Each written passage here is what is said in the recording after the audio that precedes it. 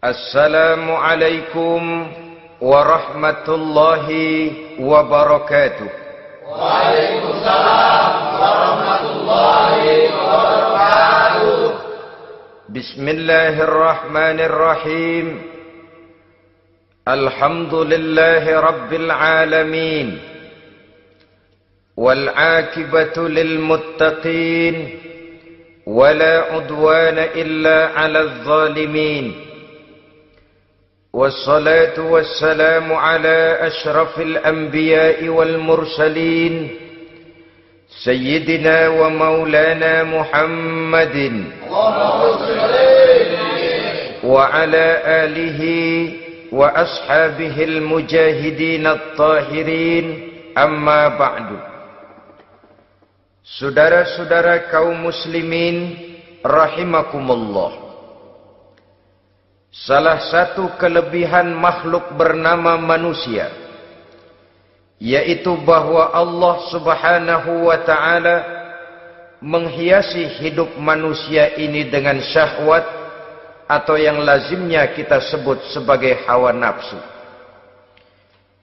Inilah tenaga yang merupakan daya dorong yang melahirkan dinamika dalam kehidupan manusia, yang menyebabkan terus-menerus terjadinya perkembangan dalam sejarah peradaban dan kehidupan manusia. Hawa nafsu bisa melambungkan seseorang kepada puncak kejayaan, dan hawa nafsu dapat menenggelamkan seseorang ke dasar jurang kehancuran yang paling dalam. Pada surah Ali Imran ayat 14, Allah subhanahu wa ta'ala berfirman, A'udzu billahi minasyaitonir rajim. Zuyyina lin-nasi hubbus syahawati minan nisa'i wal banin wal qanatiril muqantarati minadh dhahabi wal fiddah wal khaylil musawwamati wal an'ami wal harth. Dzalika mata'ul hayatid dunya. Wallahu indahu husnul ma'ab. Mari kita perhatikan ayat ini lebih dekat lagi. Allah subhanahu wa ta'ala menjelaskan, Zuyyina linnasi hubbus syahawat. Makhluk manusia itu dihiasi dengan hawa nafsu. Dengan kata lain, hawa nafsu adalah perhiasan. Manusia tanpa hawa nafsu sama saja dengan orang yang tidak berhias, monoton, tidak mempunyai perkembangan dalam gerak kehidupannya. Tetapi kalau hawa nafsu adalah perhiasan, maka jika kita berbicara soal perhiasan, ada dua hal yang harus menjadi catatan pokok. Pertama, kapan satu perhiasan boleh kita pakai? Yang kedua, di mana perhiasan itu harus kita pakai? Kalau saudara berdandan rapi, pakai sepatu dengan kaos kaki, celana, jas, pakai dasi segala macam, tapi itu saudara lakukan pada saat saudara akan pergi ke WC, maka saudara sudah memakai perhiasan tidak pada waktu yang tepat. Begitupun sebaliknya, kalau jam tangan saudara pakai di kaki, kopiah saudara pasang di kaki, lalu sepatu naik ke atas jidat, maka saudara memakai perhiasan tidak pada tempatnya yang tepat. Demikian juga sifat yang bernama nafsu. kapan dia boleh diperturutkan, di mana dia boleh disalurkan. Adalah tugas daripada agama untuk mengatur syahwat atau hawa nafsu. Lihatlah kehidupan malaikat. Malaikat makhluk yang diciptakan Allah tanpa hawa nafsu. Maka kehidupan malaikat monoton. Malaikat tidak mempunyai peradaban dan kebudayaan. Malaikat adalah makhluk yang secara instinktif diciptakan untuk berbakti, tidak punya alternatif atau pilihan lain. Saudara lihat, ada malaikat yang sejak diciptakan diperintahkan untuk sujud, sujud saja sampai sekarang, enggak bangun-bangun. Ada malaikat yang sejak diciptakan diperintahkan untuk tasbih, tasbih saja, yang lain tidak. Ada malaikat yang sejak diciptakan diperintahkan mencabut nyawa, nyawa saja urusannya, yang lain tidak. Pekerjaannya monoton, tetapi memang karena tidak ada hawa nafsu, tidak ada kecenderungan malaikat untuk nyeleweng. Belum pernah kita dengar misalnya ada malaikat Jibril korupsi ayat. Ini kelihatannya ayat bagus ini, nggak usah disampaikan kepada bawahan Muhammad, dipakai sendiri saja. Tidak. Kita belum pernah dengar malaikat maut keliru mencabut nyawa orang yang belum waktunya modar. Belum pernah. Malaikat itu ibadun mukramun, la ya'sunallaha fima amarahum wa yaf'aluna ma yu'marun. Maka kehidupan malaikat adalah monoton. Dinamika tidak ada, peradaban dan kebudayaan juga tidak ada. Andai kata bumi dan seluruh isinya diserahkan kepada malaikat untuk mengisinya, barangkali saudara tidak akan pernah kenal jembatan Semanggi, saudara tidak akan pernah kenal Monas, gedung-gedung bertingkat, gedung-gedung pencakar langit. Semua yang menggerakkan itu adalah karena manusia mempunyai hawa nafsu. Nah, kemudian pada kalimat berikutnya Allah memberikan rincian.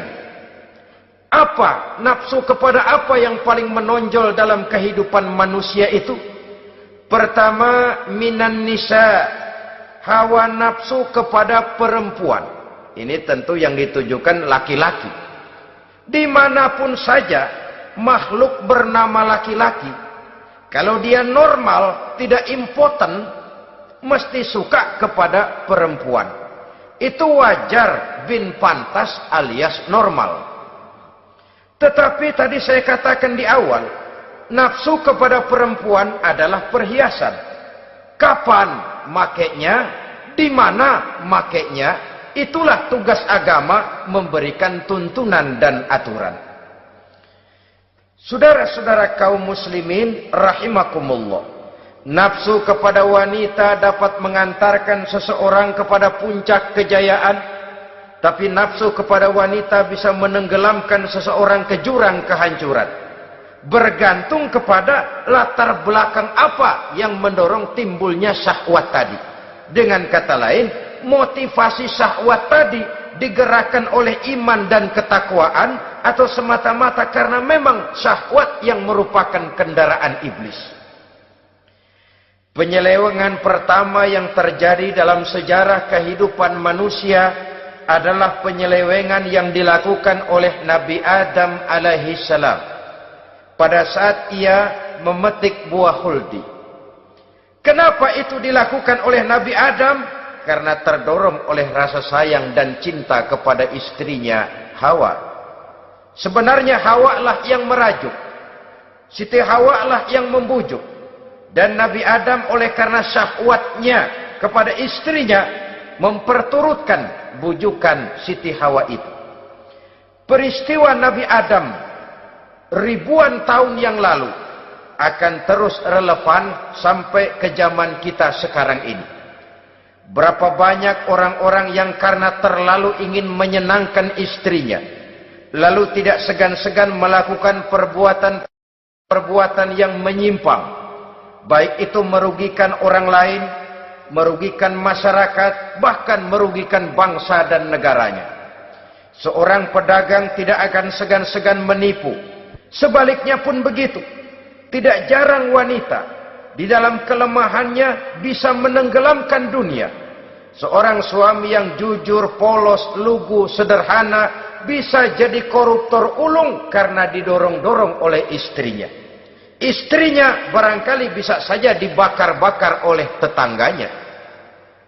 Suaminya jujur, sederhana, kepala bagian, tempatnya basah, tapi melarat.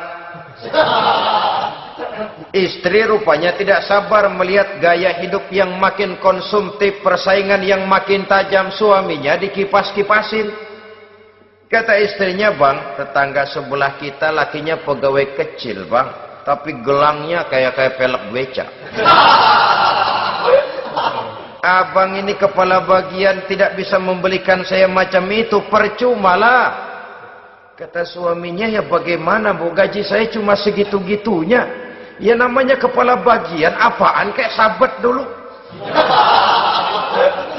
Kalau sudah berpikir ke arah ini, artinya sudah ngipasi suaminya untuk melakukan tindakan yang tidak wajar. Saudara-saudara kaum muslimin rahimakumullah, sejak zaman klasik sampai kepada zaman kita sekarang ini, kita melihat kecenderungan syahwat kepada wanita ini. Julius Kaisar yang katanya gagah perkasa, ternyata tunduk di bawah kaki Cleopatra. Napoleon Bonaparte, the Lion of Europe, singa daratan Eropa, luas kekuasaannya, gagah perkasa tentaranya, kepada siapa dia tunduk? Ke bawah kakinya Margaret Josephine. Demikianlah di zaman kita sekarang, kita melihat di Jepang, betapa Perdana Menteri Uno didesak mengundurkan diri dari jabatan Perdana Menterinya oleh karena terlibat skandal dengan geisha. Kita juga melihat di Amerika, betapa Senator Gary Hart dari Partai Demokrat yang masih muda, jenius, diharapkan masa depan Amerika lahir dari tangannya, terpaksa mengundurkan diri dari calon presiden oleh karena terlibat skandal dengan Donna Rice. Kita juga menyaksikan betapa parlemen dan kabinet di Inggris sempat geger oleh karena skandal Pamela Bordes, pelacur kelas kakap yang melanglang buana mencari sasaran-sasaran kakap. Ini adalah kisah kejatuhan yang diakibatkan oleh hubbus syahawat minan nisa. Oleh karenanya benar jika Nabi kita menyatakan an-nisa'u imadul bilad, wanita adalah tiang negara. Jikalau baik wanita, baik negara. Jikalau rusak wanita, hancur negara. Kalau syahwat kepada wanita cuma semata-mata karena syahwat, maka seorang laki-laki akan memandang wanita cuma sekedar alat pemuas hawa nafsu. Nilainya rendah. Sedangkan agama kita mengajarkan ma akraman nisaa illa karimun wa ma ahanan nisaa illa laimun, kata Nabi. Tidak akan menghormati kaum wanita kecuali orang-orang yang terhormat, dan tidak akan merendahkan derajat kaum wanita kecuali memang orang-orang yang rendah moralnya. Dengan kata lain, apabila syahwat minan nisa ini dilandasi dengan semangat iman dan ketakwaan, maka kehidupan Rasulullah sallallahu alaihi wasallam sungguh menjadi figur dan contoh dalam kehidupan kita. Perkawinannya bukan karena wajah yang cantik semata-mata, tapi lebih merupakan nilai ibadah kepada Allah Subhanahu wa ta'ala. Dengan demikian, kecenderungan kepada hubbus syahawat minan nisa dikontrol oleh nilai iman. Barometernya, tolok ukurnya adalah iman. Di zaman sekarang banyak kasus kawin campur yang pada akhirnya akan membingungkan kita sendiri. Padahal Al-Quran secara jelas dan tegas memberikan bimbingan. Orang itu kalau sudah, kata Imam Syafi'i, wa ainur ridha an kulli aibin kalilatun kama anna aina suhti tubdil masawiya. Mata kalau dibalut cinta dia buta terhadap nista, tapi mata kalau dibalut benci hanya melihat yang keji-keji saja. Biasanya cinta kepada wanita memang bisa menimbulkan dorongan yang positif, tapi juga bisa membuat seseorang buta sama sekali. Dorongan yang positif paling kurang dari segi penampilan. Coba lihat lelaki kalau lagi demen perempuan, lenjeh banget kan. Sisiran rambutnya rapi, teriskaan bajunya lancip, sepatunya mengkilat, kantong celananya tebel, perkara anduk isinya bukan soal. Yang penting kan gaya. Lalu dinamis, kreativitasnya ada saja timbul. Tapi pada sisi lain, jikalau orang sudah kehilangan pertimbangan, juga kadang-kadang tidak segan-segan mengorbankan akidah, mengorbankan nilai-nilai iman. Padahal ini taruhan utama, sampai Quran dengan tegas memberikan peringatan. Wala ammatun mu'minatun khairun min musyrikatin walau a'jabatkum. Perempuan budak yang hitam legam, kalau beriman, itu lebih baik untuk dinikahi daripada wanita cantik berkulit kuning langsat tapi musyrik. Lebih baik budak yang hitam legam beriman daripada wanita cantik berkulit kuning langsat berhati bangsat. Tapi kita kadang kehilangan pertimbangan. Karena agama, karena cinta agama digadaikan. Karena cinta akidah terjual. Karena cinta keyakinan jadi korban. Ini semua penyakit yang datang dari hubbus syahawat minan nisa. Kecenderungan mengumbar nafsu kepada perempuan. Ini memang perhiasan. Tapi bisa juga jadi bumerang dalam kehidupan manusia. Berapa banyak penyelewengan terjadi karena pengaruh wanita. Yang tidak bisa jadi bisa. Ini pengaruh di dalam kehidupan memang sedemikian besarnya. Sehingga saudara-saudara kaum muslimin, inilah yang perlu dikendalikan dalam kehidupan, kapan dan di mana. Kalau nafsu adalah perhiasan, kapan dan di mana perhiasan itu harus kita pakai? Di mana dia harus kita tempatkan? Begitu juga yang menyangkut soal perempuan. Kapan? Ya kapan? Tentu kalau sudah nikah. Di mana? Yang jelas bukan di depan umum.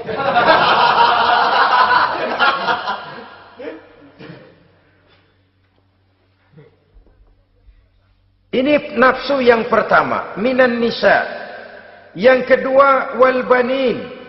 Dihiasi juga manusia dengan kecintaan kepada banin. Makna banin di sini ay al-aulad, anak-anak laki. Kenapa disebut banin, anak-anak laki?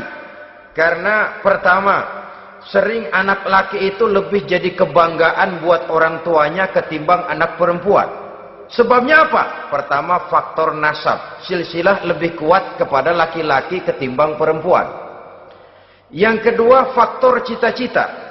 Orang tua kalau punya anak laki-laki, cita-citanya panjang. Nak, kau nanti jadi dokter ya. Nak, jadi insinyur ya. Nak, jadi pilot ya. Nak, jadi pengusaha ya. Nak, jadi presiden ya. Tapi kalau dia punya anak perempuan, paling, ya nak, mudah-mudahan nanti kamu dapat jodoh orang baik nak. Dapat jodoh orang soleh. Saudara-saudara, yang ketiga, anak perempuan itu kalau sudah berkeluarga, biasanya pindah kepada lingkungan keluarga lain. Sehingga orang berkata, punya anak perempuan banyak sebenarnya seperti agen. Artinya ada yang mau bawa, kan begitu. Ada yang minta, ambil. Ada yang berminat, buntel. Paling dia nengokin orang tuanya ya lebaran. Ya syukur kalau sebulan sekali atau seminggu sekali. Tapi minimnya kan lebaran. Dengan demikian dari garis nasab ini, lebih kuat al-banin ketimbang al-banat. Manusia dihiasi dengan kecintaan kepada anak-anak. Sering karena terlalu cinta kepada anak, kita menjerumuskan anak. Terlalu sayang kepada anak, segala maunya kita perturutkan tanpa kendali dan kendala. Akhirnya sifat yang demikian itu malah mendorong anak untuk manja, tidak percaya kepada kemampuan yang dimilikinya, selalu mengandalkan kepada kebesaran, kemampuan daripada orang-orang yang dibanggakannya itu. Dan dalam kondisi demikian, kedewasaan dan tanggung jawabnya akan lambat berkembang. Maka Allah Subhanahu wa ta'ala memperingatkan bahwa harta dan anak bisa menjadi fitnah. Dalam ayat lain Allah juga memperingatkan, ya ayyuhalladzina amanu la tulhikum amwalukum wa auladukum an zikrillah. Wahai orang-orang yang beriman, jangan sampai hartamu dan anak-anakmu memalingkan kamu daripada mengingat Allah. Jangan sampai kesibukanmu kepada anak dan harta benda menyebabkan kamu sampai lupa mengingat Allah Subhanahu wa ta'ala. Berapa banyak manusia yang tenggelam dengan melupakan Allah, jauh dari agama, jauh dari tuntunan syariat, oleh karena disibukkan oleh persoalan anak dan persoalan harta benda. Maka satu-satunya jalan, jikalau kita tidak ingin anak kita sampai memalingkan kita daripada mengingat Allah, nilai-nilai keimanan harus ditanamkan kepada mereka sedini mungkin. Dengan bekal ini, maka mereka, anak-anak kita, insya Allah tidak akan membuat kita orang-orang tua ini berpaling daripada mengingat Allah, berpaling daripada kehidupan beragama. Memang karena anaklah kita orang tua peras keringat banting tulang, pergi pagi pulang sore cari nafkah. Karena anaklah kita orang tua, kepala jadi kaki, kaki jadi kepala. Asal mereka bisa menikmati hari depan yang lebih baik dari yang kita nikmati sekarang ini. Tapi berapa banyak juga orang-orang tua yang tidak sadar akan amanah berupa anak ini. Mereka lalai, mereka bersikap masa bodoh, padahal tidak akan ada yang tidak dipertanggungjawabkan di hadapan Allah Subhanahu wa ta'ala. Orang tua bisa mendapat pensiunan pahala kalau anaknya tumbuh menjadi anak yang soleh. Tetapi orang tua pun bisa saja masuk neraka karena anaknya menjadi anak yang kurang ajar dan orang tuanya sama sekali tidak pernah memberikan pendidikan yang sebagaimana mestinya. Saudara-saudara kaum muslimin rahimakumullah, kita tentu berharap memperoleh pensiunan pahala dan bukan mendapat tambahan dosa dari kekurang ajaran anak-anak kita akibat kita sebagai orang tuanya tidak pernah mau mendidik mereka. Dalam hadis ada diriwayatkan, ada anak kurang ajar, sembahyang tidak, puasa ibadah tidak, kenal Allah tidak, beriman pun tidak, dosa kelewat banyak, kejahatan berkarat. Di akhirat nanti disidang dia, ditanya, kamu kenal siapa Tuhanmu? Tidak. Kamu tahu siapa nabimu? Tidak. Kitab sucimu apa? Tidak tahu. Kiblatmu di mana? Tidak ada. Kamu sholat? Tidak pernah. Kamu puasa? Tidak pernah. Wah, kalau begitu kamu rusak sekali. Kamu neraka. Anak ini mengajukan protes. Saya menuntut keadilan. Benar saya tidak kenal siapa Tuhan saya. Saya tidak tahu apa kitab suci saya. Saya tidak pernah mendirikan sholat. Tidak pernah melaksanakan puasa. Pendeknya tidak ibadah dan tidak iman. Tapi semua itu terjadi. Sebab-sebabnya tidak lain karena orang tua saya tidak pernah mendidik dan mengajarkan saya. Orang tua saya tidak pernah mengarahkan saya ke jalan itu. Sampailah saya seperti keadaan yang sekarang ini. Orang tua saya enak-enakan ngaji, saya teler diantepin aja. Orang tua saya memegang kitab, saya megang botol. Dia tahu, dia diam saja. Dia tahu dan dia tidak memberikan peringatan. Karena orang tua saya lah, maka saya jadi seperti sekarang ini. Kalau saya harus masuk ke dalam neraka, saya menuntut keadilan agar orang tua saya juga ikut bersama saya gabung ke dalam neraka. Orang tuanya yang baik-baik dipanggil, sudah mau berangkat ke surga nih orang tua, dipanggil, "Ntar dulu mas, ini dulu." Mau kemana, gancang banget? Surga pak, nanti dulu urusan belum beres. Ini benar anakmu ini? Dilihat anaknya, iya anak saya ini. Waktu di dunia nggak pernah diajarin ngaji. Enggak pernah. Sampai dia enggak kenal Tuhannya, enggak kenal nabinya, enggak kenal kiblatnya, enggak kenal kitabnya. Iya. Dia sembahyang, kamu diam, dia enggak sholat, kamu diemin aja. Iya kali. Kenapa pakai kali? Yang benar ngomong. Ramadan dia enggak puasa, kamu enggak tegur, kamu diam saja. Iya. Wah, kamu enggak tanggung jawab. Kamu tahu anak itu adalah amanah.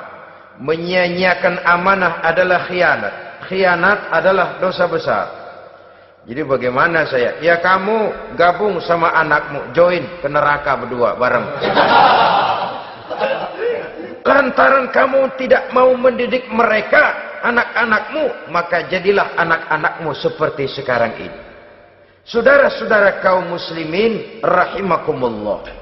Sebaliknya, jikalau anak-anak kita yang kita cintai ini, yang merupakan buah hati belahan jantung, tumbuh dan berkembang menjadi anak-anak yang soleh, yang bermanfaat bagi masyarakatnya, bagi agama, bangsa dan negaranya, kita orang tuanya bolehlah tentram menerima pensiunan pahala. Menerima pensiunan pahala dari kesolehan anak yang ditinggalkannya. Alangkah nikmatnya mendapat pensiunan pahala. Terbaring kita di bawah pohon kemboja, nilai kebaikan kita dikenal orang, nama kita akan tetap hidup. Oleh karena kita meninggalkan anak-anak yang tumbuh menjadi generasi yang soleh, bukan anak yang salah. Oleh karenanya, kecintaan kepada anak jangan sampai membuat kita lalai dari mengarahkan mereka kepada kehidupan beragama. Di zaman sekarang ini, kecenderungan kita mengarahkan anak pun sudah kepada kecenderungan yang berbau materialistis. Maka yang ramai bagaimana anak bisa mengejar program MBA, Master of Business Administration, supaya keluar bisa jadi manajer. Bagaimana anak lalu kursus komputer, supaya keluar menjadi tenaga yang canggih di bidang komputer. Ya, kalau dia perempuan cantik, bagaimana dia bisa masuk akademi sekretaris and management, supaya bisa jadi sekretaris. Atau bagaimana dia bisa masuk sekolah nyanyi, supaya nanti jadi penyanyi dengan tarik suara, uang lalu mengalir ke dalam kocek jutaan nilainya. Maka yang ramai pun hal-hal yang semacam itu. Dalam pada itu, pengajian, kursus-kursus keagamaan, studi-studi klub yang membicarakan masalah-masalah agama, ramainya kadang-kadang kalau bulan Ramadan, dianggap training center. Ya lumayan, daripada tidak sama sekali mah lumayan. Tapi dengan demikian ini kan merupakan bagian terpokok dari kehidupan manusia. Alangkah idealnya jika dia mengantongi gelar MBA, Master of Business Administration, tapi punya nilai iman yang tangguh, ahli komputer, tapi punya keyakinan beragama yang mantap. Saudara-saudara kaum muslimin rahimakumullah, kecintaan kepada anak-anak sering mendorong seseorang untuk menimbulkan sifat nepotisme. Segalanya serba garis keturunan. Sejak ia jalur birokrasi sampai ke dalam kehidupan sehari-hari, nepotisme ini bisa terlihat. Orang kehilangan kondisi objektivitasnya. Mampu atau tidak, soal lain. Bidangnya atau tidak, bukan soal. Yang penting masih ada hubungan keturunan. Maka timbullah tumpang tindih untuk sesuatu pekerjaan yang tidak sesuai dengan kemampuan dan keahliannya. Di desa-desa kita melihat masjid, ketua masjid bapaknya, bendahara anaknya, sekretaris mantunya, Bilal besannya, kul beduk engkongnya. Pokoknya asal masih ada garis keturunan, masuk, tidak, minggir. Ini pada akhirnya kurang menciptakan pemerataan kesempatan. Iyalah kalau profesinya, tapi kan jarang yang demikian itu. Kita boleh cinta kepada anak-anak kita, tapi jangan lalu mempergunakan posisi yang kebetulan kita gunakan untuk menempatkan anak-anak kita lebih dari kemampuan yang mereka miliki. Nepotisme yang lahir. Sehingga ini bukan saja tidak mendidik, tapi mengakibatkan terjadinya tumpang tindih. Tidak lagi berprinsip the right man on the right job, bahwa orang harus ditempatkan sesuai dengan keahliannya. Tapi kita sudah berpikir subjektif.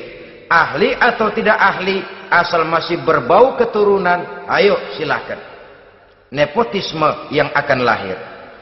Oleh karenanya, mencintai anak adalah sesuatu yang merupakan perhiasan di dalam kehidupan. Wajar, tetapi harus kita menempatkannya sesuai dengan semestinya. Ini yang kedua. Yang ketiga, nafsu yang menghiasi hidup manusia itu adalah nafsu kepada wal qanatiril muqantarati minadz zahabi wal fiddah. Al-qantarah ay al-malul katsir. Kecintaan, kesenangan, nafsu kepada harta benda yang banyak daripada emas dan perak. Ini tentu sesuai dengan situasi dan kondisi. Kecintaan untuk mengumpulkan harta benda yang sebanyak-banyaknya. Baik itu berupa emas, baik itu berupa perak. Ini cuma penyebutan beberapa jenis dari kecenderungan manusia kepada harta benda. Bukankah sering dikatakan orang bahwa manusia di dalam berhadapan dengan harta itu seperti meminum air laut. Makin diminum, makin kering tenggorokan, makin haus kita dibuatnya. Apabila watak ini kita perturutkan, maka manusia tidak akan pernah kenal puas, tidak akan pernah kenal cukup. Nabi kita memberikan peringatan. Lau anna libni Adam wadiyani min zahabin labtagha lahuma thalisan wa la yamla'u jawfa ibni Adam illa turab. Andai kata manusia mempunyai dua buah ladang yang seluruhnya berisi emas, akan puaskah manusia? Tidak. Mereka akan cari ladang emas yang ketiga. Wala yamla'u jawfa ibni Adam illa turab. Sungguh mulut manusia ini tidak akan pernah penuh terisi kecuali kalau sudah disumpal dengan tanah. Artinya kalau sudah dia dipendam di liang lahat baru cukup. Tetapi sepanjang dia masih bergerak, masih hidup dan bernyawa, masih bisa berusaha dan berbuat, dia tidak akan pernah mengenal puas. Ini akan mendorong manusia terjebak kepada menghalalkan segala cara untuk mencapai tujuan. Yang penting kaya, kan begitu. Dan cepat. Sebab sekarang orang sering motong kompas. Yang penting kan cepat kaya. Soal cara, kalau jujur aja mah, sampai kapan mau kaya? Perkara itu renten, bukan soal. Perkara itu judi, tidak jadi masalah. perkara itu korupsi, menyangkut hak orang banyak, bukan soal. Yang penting cepat kaya. Dan anehnya lagi, tidak malu menumpuk kekayaan dengan cara yang tidak wajar. Ya kan orang hidup bermasyarakat tuh bisa dianalisa tuh. Emang usahanya apa sih? Gajinya sebulan berapa sih? Kok bisa gitu-gitu bener sih? Dari mana sih? Secara langsung orang tidak berani bertanya, tapi dari mulut ke mulut akhirnya tersebar jadi rahasia umum. Si Ano kan punya ano, dia anonya seano. Ini bisa jadi bahan pertanyaan dalam kehidupan, akhirnya jadi gunjingan. Orang sudah tidak terlalu peduli dari mana kekayaan itu diperoleh, yang penting kaya. Dengan menghalalkan segala macam cara, terjebaklah ke dalam cara-cara mafia, terjebaklah ke dalam cara-cara yang tidak wajar, tidak bijaksana, memperkuat klik, clean, dengan menghantam yang lain.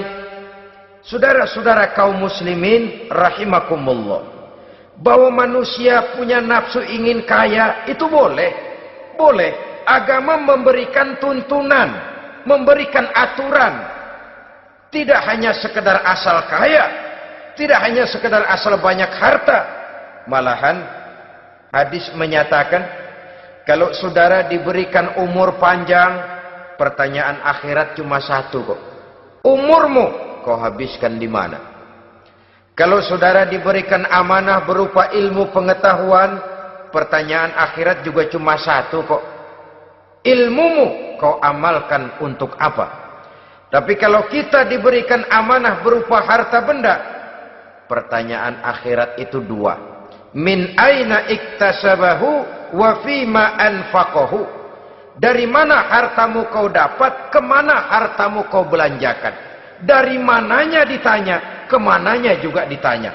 Depan belakang ditanya. Dan kalau mempergunakan harta untuk kesenangan syahwat, orang berani bukan main.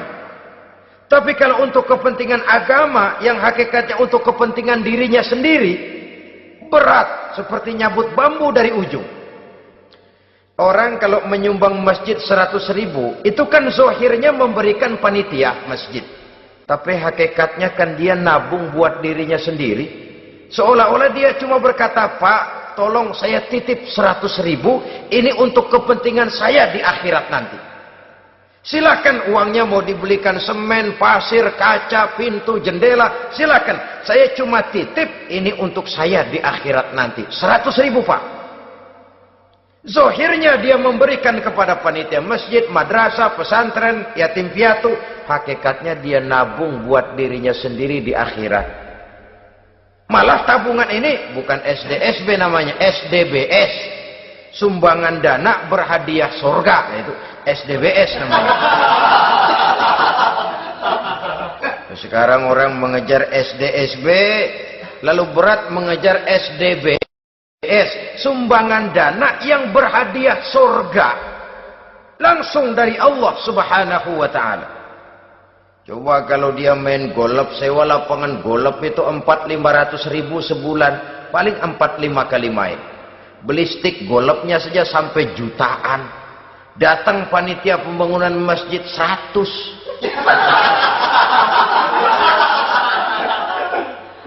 Minta didoain masuk surga lagi.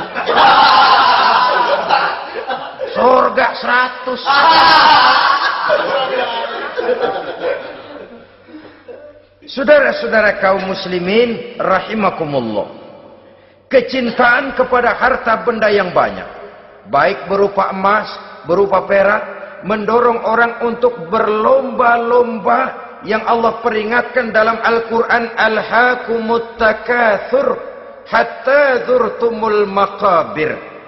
Kamu telah lalai akibat kamu berlomba-lomba memperbanyak materi dunia. Hatta zurtumul maqabir, sampai kamu dekat masuk ke liang kubur, baru rupanya sadar bahwa perlombaan ini tidak akan pernah sampai ke garis finish. Betapapun jauhnya rally Paris Dakar, garis finishnya ada.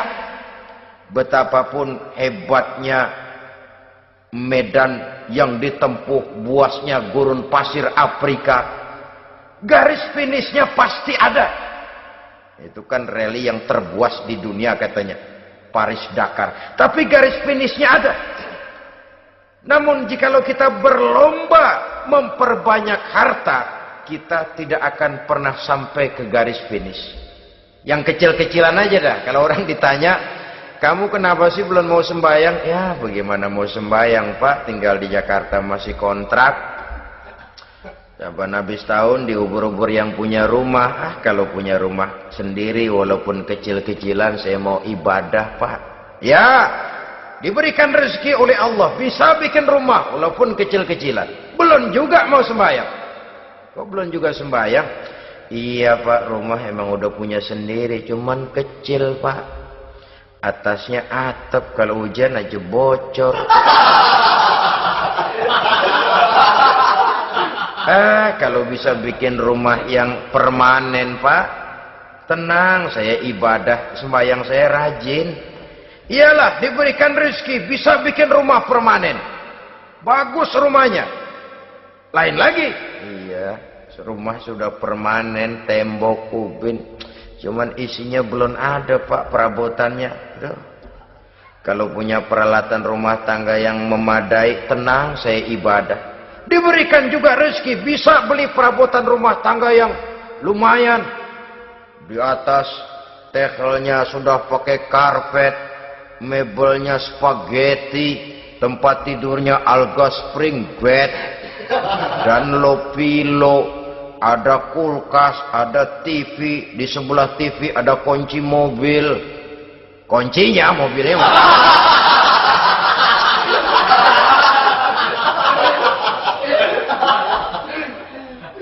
Bagaimana? Sekarang sudah cukup perabotan? Perabotan sudah ada Pak, cuman kendaraan belum punya ini. Kemana-mana masih ngukur jalanan aja. Kalau punya kendaraan enak, kemana-mana cepet Pak, mau ke masjid juga getap dah, rajin. Diberikan rezeki, bisa beli kendaraan. Lain lagi nanti, sudah punya sepeda, pengen punya motor, kepengen punya mobil, kepengen punya pesawat terbang, pengen punya kapal induk. Sudah punya kebun, pengen beli sawah, sudah punya sawah, pengen punya gunung, sudah punya gunung, laut diborong. Perlombaan materi tidak akan pernah membawa kita ke garis finish, karena sifatnya sangat abstrak, bahkan akan mendorong kita seperti gurita, cenderung kepada penyakit tamak bin rakus alias serakah. Dengan demikian saudara-saudara, bahwa kecintaan kepada harta merupakan nafsu, dan nafsu itu adalah perhiasan, dia bisa menjadi daya dorong positif. Kalau dalam upaya memperoleh harta itu kita tidak akan keluar dari tujuan keridhaan Allah. Saya cari nafkah, tapi yang Allah ridho. Saya ingin kaya, tapi dengan cara yang Allah ridho. Ini kunci yang akan menyelamatkan kita manusia dari perangkap menghalalkan segala cara. Ini yang ketiga. Yang keempat, dihiasi manusia itu dengan nafsu kepada wal khailil musawwamah, kuda yang bagus, kendaraan yang bagus, kuda yang terpelihara. Al-musawwamah ada yang mentafsirkan ar-ra'iyah.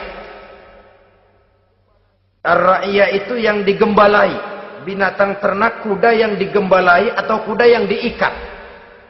Artinya, kalau dulu kan yang namanya tuan-tuan tanah itu baru dibilang bejeger kalau kemana-mana naik kuda. Jet set zaman dulu itu udah kelompok jet set, itu kendaraan. Kalau sekarang baby benda, dulu mah kuda band.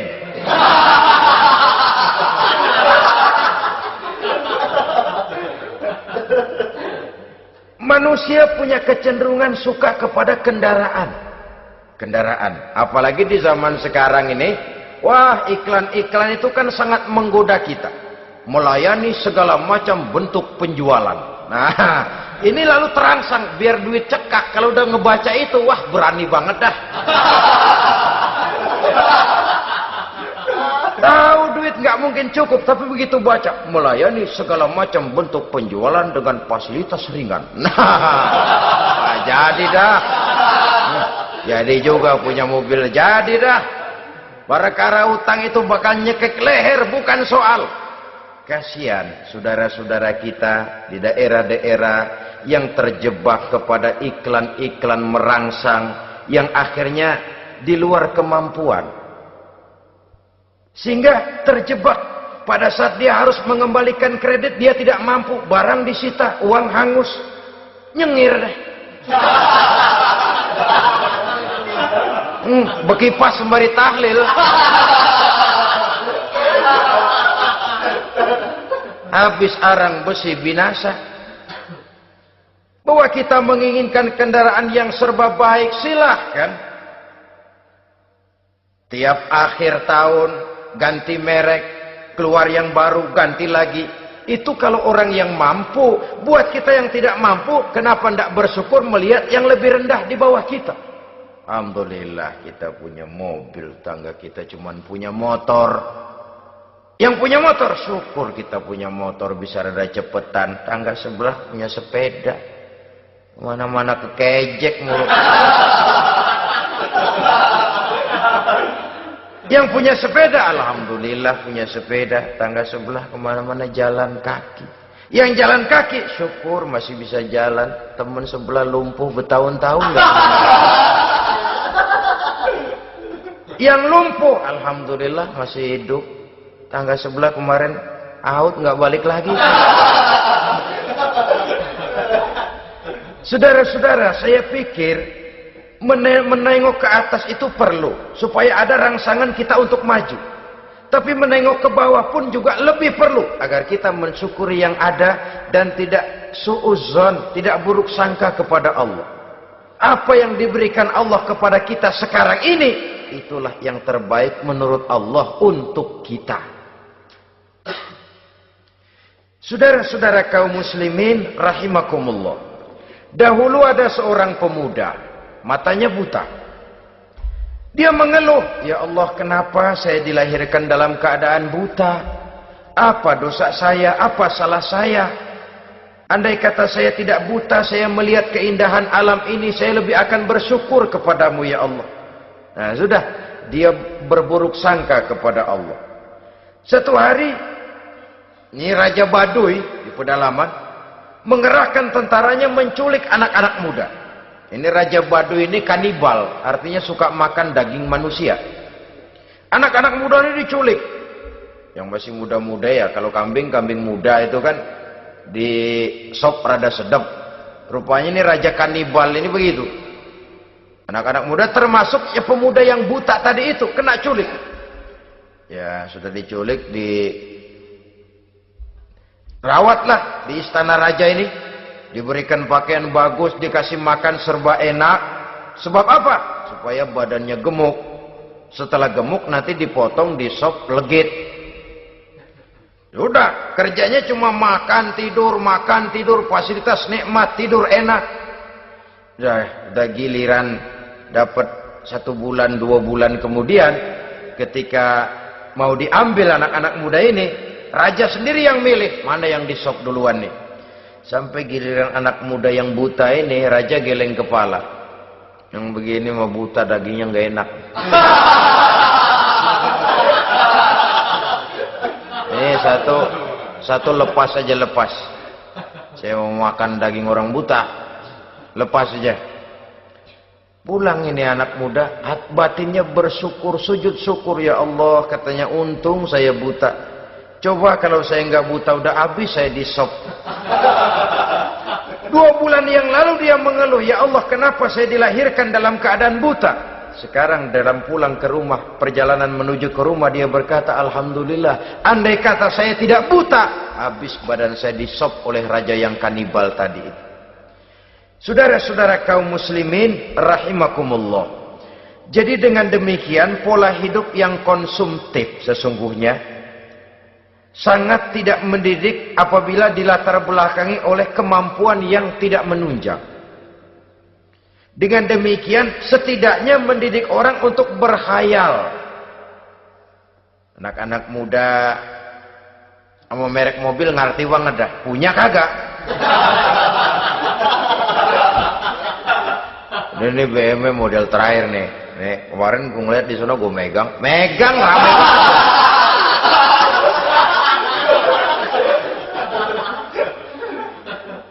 Tulul amal ini kalau tidak diimbangi dengan saluran yang positif, dia akan terjebak kepada penyakit tulul amal, panjang angan-angan. Baiklah ya, wal khailil musawwamah. Yang keempat, yang kelima maksud saya, wal an'am, cinta kepada binatang ternak. Manusia ini kan punya kecenderungan macam-macam.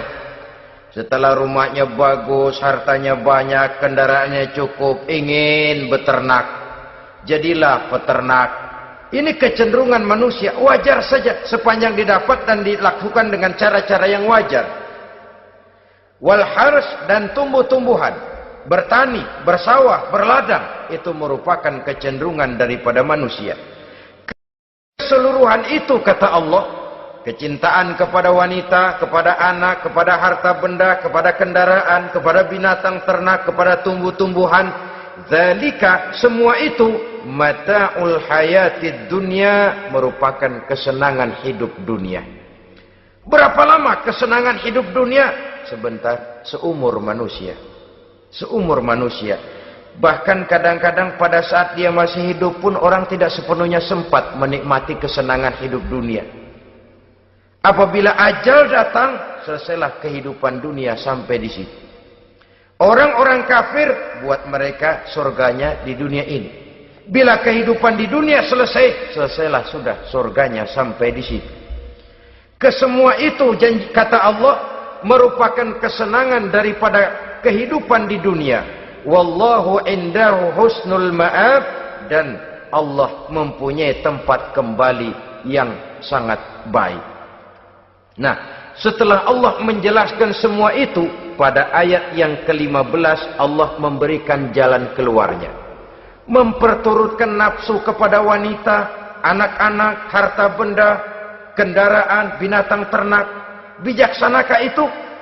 Dalam ayat ke-15 surah Ali Imran ini Allah memberikan penjelasan tuntas. Qul a'unabbi'ukum bi khairim min zalikum.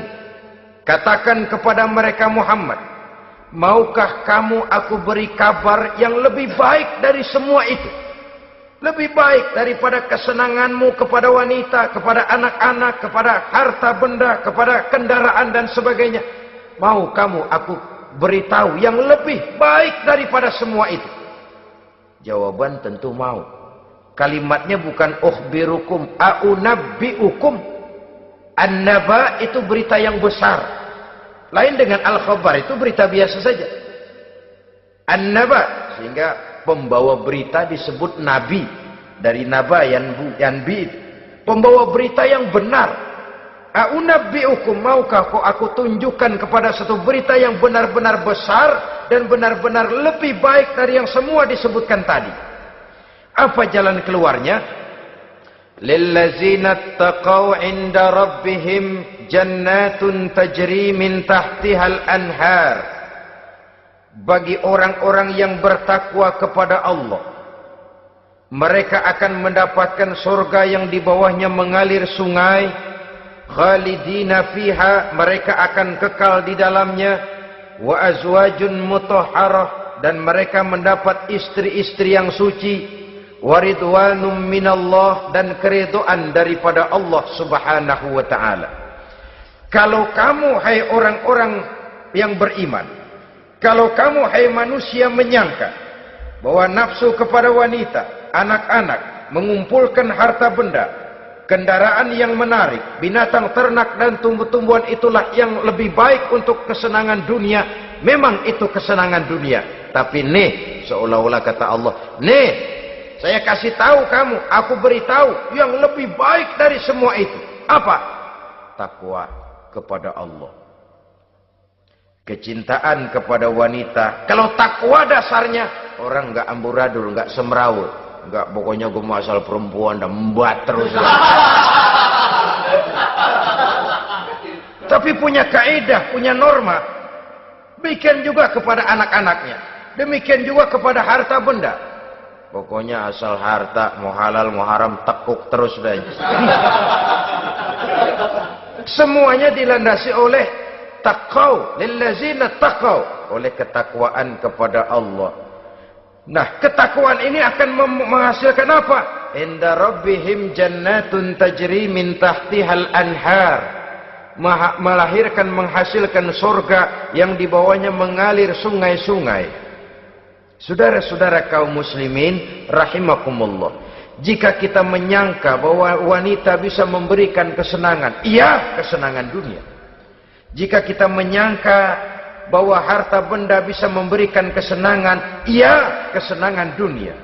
Jika kita menyangka bahwa kendaraan bisa memberikan kesenangan, iya, kesenangan dunia. Tapi kita tidak cuma ingin itu, kita ingin itu semua juga bisa membawa kesenangan akhirat. Caranya landasi dengan takwa. Kesenangan kepada wanita didasari dengan takwa. Maka jangan jadikan wanita cuma sekedar alat pemuas hawa nafsu. Kesenangan kepada anak-anak dilandasi dengan takwa. Maka anak-anak diarahkan kepada jalan yang diridhoi Allah. Kesenangan kepada kendaraan dilandasi dengan takwa. Maka kendaraannya selalu mengarah berjalan menuju jalan takwa, diridhoi oleh Allah Subhanahu wa taala. Kalau tidak, tuh mobil asal lempengan Ancol gancang banget dah. Tapi giliran dihadapin ke masjid, mogok melulu mobil. Urusan ngaji ada aja halangannya tuh kendaraan. Tapi kalau untuk urusan maksiat, ngebut benar-benar. Dilandasi dengan ketakwaan. Sehingga dengan demikian tidak hanya sekedar surga di dunia ini, tapi lebih-lebih di surga di akhirat nanti. Khalidina fiha, kekal. Kalau dunia ini kan zillun zail, bayangan. Hari ini kita jaya, besok kita bangkrut. Siapa yang mau menghalangi? Hari ini kita melambung, besok kita nyungsep. Siapa yang bisa menarik? Tidak kekal, berubah, temporer, relatif. Di sana kebahagiaan yang dilandasi dengan takwa ini sudah surga, kekal di dalamnya, azwajun mutahharah. Mendapat istri-istri yang suci. Suci dalam arti belum pernah dijamah orang lain. Suci dalam arti tidak pernah terkena halangan. Seperti men misalnya. Baik menstruasi atau mencret, itu tidak. Azwajun mutahharah. Konon makna mutahharah ini ya artinya juga bisa selalu gadis, bidadari itu. Selalu perawan. Tidak pernah janda, walaupun tiap hari dipakai, perawan terus. Dan yang lebih penting, waridwanum minallah, mendapat ridho dari Allah Subhanahu wa taala. Jadi hawa nafsu dengan motivasi takwa, itulah sesungguhnya yang dikehendaki oleh Ali Imran ayat 14 dan 15. Dengan demikian, manusia dengan ketakwaannya mengendalikan hawa nafsu dan bukan malah dikendalikan oleh hawa nafsunya. Sehingga dengan demikian seluruh fasilitas yang dimilikinya, baik itu berupa